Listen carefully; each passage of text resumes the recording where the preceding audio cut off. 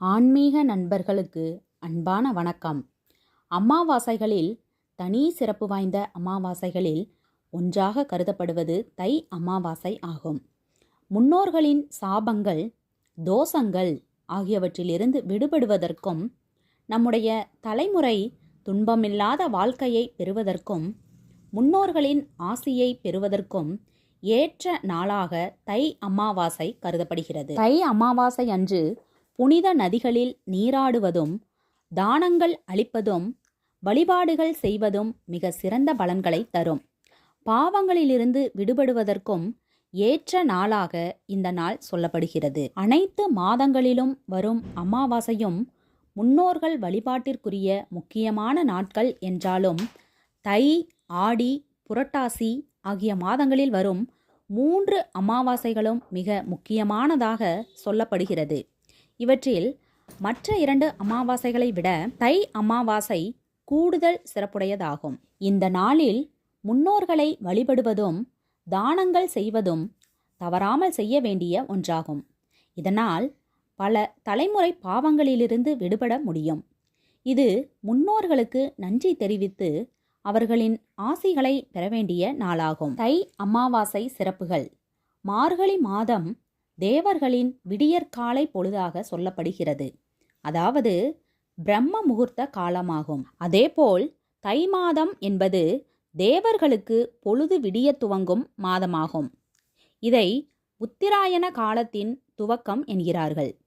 சூரிய பகவான் தந்தை வழி உறவுகளுக்கு காரணமான கிரகம் என்பதால் அமாவாசை அன்று முன்னோர்களுக்கு தர்ப்பணம் கொடுக்கும் போது சூரிய பகவானை சாட்சியாக வைத்து கொடுக்க வேண்டும் என்பது நியதி.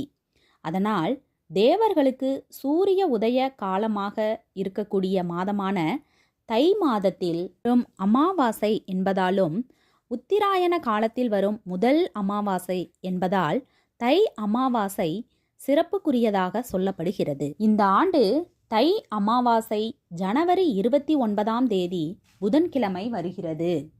ஜனவரி 28ஆம் தேதி இரவு 8:10 மணிக்கு துவங்கி ஜனவரி 29ஆம் தேதி இரவு 7:21 வரை அமாவாசை திதி உள்ளது. அதேபோல் ஜனவரி 29ஆம் தேதி அன்று காலை 9:21 மணிக்கு துவங்கி ஜனவரி 30ஆம் தேதி காலை 8:59 வரை பெருமாளுக்குரிய திருவோணம் நட்சத்திரமும் உள்ளது. முன்னோர்களுக்கு முக்தி கிடைப்பதற்காக திதி கொடுக்க ஏற்ற இடங்களாக சொல்லப்படுவது காசியும் கயாவும் தான். காசியில் சிவபெருமானை சாட்சியாக வைத்தும், கயாவில் பெருமாளை சாட்சியாக வைத்தும் முன்னோர்களுக்கு பிண்ட தர்ப்பணம் செய்ய வேண்டும். தை அமாவாசை தர்ப்பணம் கொடுக்க ஏற்ற நேரம்.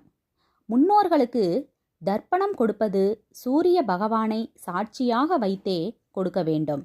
அதனால் சூரிய உதயத்திற்கு பிறகு புனித நீராடிவிட்டு தர்ப்பணம் கொடுக்க வேண்டும். காலை 6 முதல் 7:20 வரை, காலை 9 முதல் 11:55 மணி வரை தர்ப்பணம் கொடுக்க ஏற்ற நேரங்களாகும். திருவோண நட்சத்திரத்தில் தர்ப்பணம் கொடுக்க வேண்டும் என்கிறவர்கள் 9:21 முதல் 11:55 வரை தர்ப்பணம் கொடுக்கலாம். புதன்கிழமை வேலை நாள் என்பதால் திருவோண நட்சத்திரத்தில் தர்ப்பணம் கொடுக்க முடியாது என்பவர்கள் காலையில் சொல்லப்பட்ட நேரத்தில் தர்ப்பணம் கொடுக்கலாம். நீர்நிலைகளுக்கு சென்று தர்ப்பணம் கொடுக்க முடியாதவர்கள் வீட்டிலேயே முன்னோர்கள் காசி மற்றும் கயா தலங்கள் ஆகியவற்றை மனதில் நினைத்து எள்ளும் தண்ணீரும் இறைத்து தர்ப்பணம் கொடுத்துவிட்டு சூரிய பகவானை வழிபடலாம். படையல் போட நல்ல நேரம். அமாவாசை அன்று முன்னோர்களுக்கு படையல் போடும்போது பூஜை அறையில் போடக்கூடாது.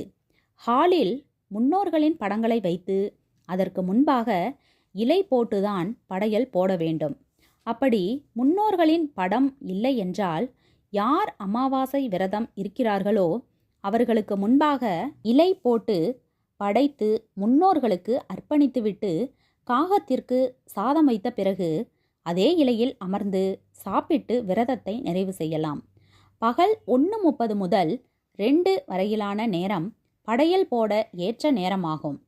தை அமாவாசை அன்று குறைந்தபட்சம் ஒருவருக்காவது அன்னதானம் செய்ய வேண்டும். விளக்கேற்றி வழிபட ஏற்ற நேரம். முடிந்தவர்கள் அருகில் உள்ள கோவிலுக்கு சென்று முன்னோர்களை நினைத்து நல்லெண்ணெயில் தீபமேற்றி அவர்கள் மோட்ச கதியை அடைய வேண்டும் என வேண்டிக்கொண்டு விளக்கேற்ற வேண்டும்.